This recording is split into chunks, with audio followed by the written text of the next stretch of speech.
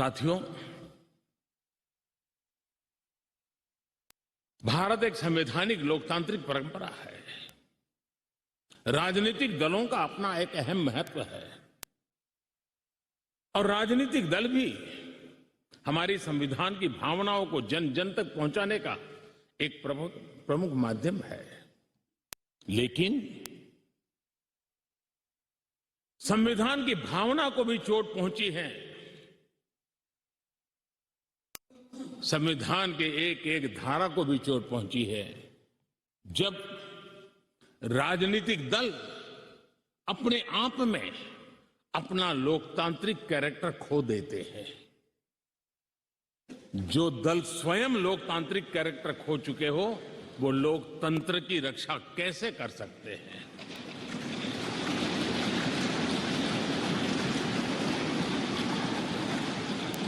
आज देश में कश्मीर से कन्याकुमारी, हिंदुस्तान के हर कोने में जाइए, भारत एक ऐसे संकट की तरफ बढ़ रहा है जो संविधान को समर्पित लोगों के लिए चिंता का विषय है, लोकतंत्र के प्रति आस्था रखने वालों के लिए चिंता का विषय है, और वो है पारिवारिक पार्टियां।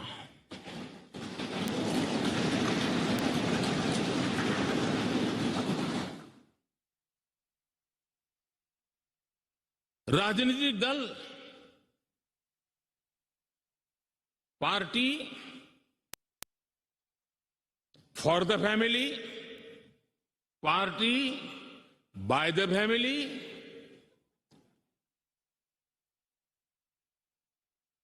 अब आगे कहने की जरूरत मुझे नहीं लगती है।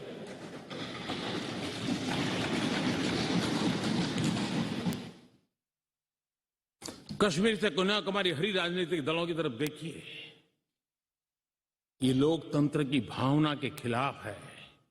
संविधान हमें जो कहता है उसके विपरीत है। और जब मैं ये कहता हूं कि पारिवारिक पार्टियां, इसका मतलब मैं ये नहीं करता हूं कि एक परिवार में से एक से अधिक लोग राजनीति में ना आए। जी नहीं,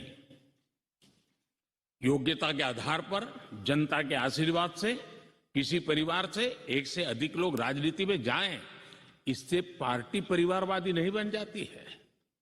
लेकिन जो पार्टी पीढ़ी दर पीढ़ी एक ही परिवार चलाता रहे, पार्टी की सारी व्यवस्था परिवारों के पास रहे, वो लोकतंत्र, स्वस्थ लोकतंत्र के लिए सबसे बड़ा संकट होता है। और आज संविधान के दिवस पर संविधान में विश्वास करने वाले, संविधान को समझने वाले, संविधान को समर्पित सभी देशवासियों से मैं आग्रह करूंगा कि देश में एक जागरूकता लाने की आवश्यकता है। जापान में एक प्रयोग हुआ था।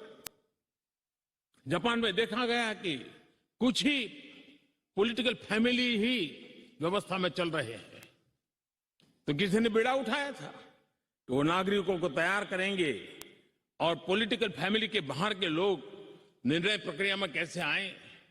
और बड़ी सफलतापूर्वक 30-40 साल लगे, लेकिन करना पड़ा। लोकतंत्र को समृद्ध करने के लिए हमें भी हमारे देश में ऐसी चीजों की ओर जाने की आवश्यकता है, चिंता करने की आवश्यकता है।